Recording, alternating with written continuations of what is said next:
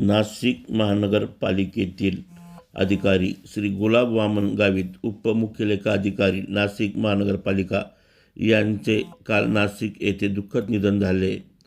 काल त्यांच्या मूळ गावी पिंपरी अंचला येथे त्यांच्यावर अंत्यसंस्कार करण्यात आले। त्यांच्या मागे एक मुलगा, मुलगी, पत्नी, आईवडील, 2 बहिणी असा परिवार आहे। लेखा विभागामध्ये उपलेखा अधिकारी असताना त्यांनी मोठ्या जबाबदारीने कामे केली।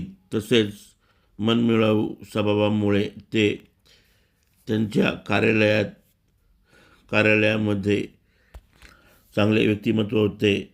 1 महिन्यापूर्वीच अनिता निकम लेखा विभागात लघु लेखक पदावर कार्यरत होत्या। त्यांचे देखील महिन्यापूर्वी दुःखद निधन झाल्याने लेखा विभागामध्ये शोककळा पसरलेली आहे।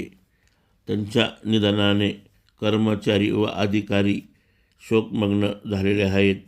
नाशिक महानगरपालिकामध्ये त्यांनी गेल्या 30 वर्षापासून सेवा केली।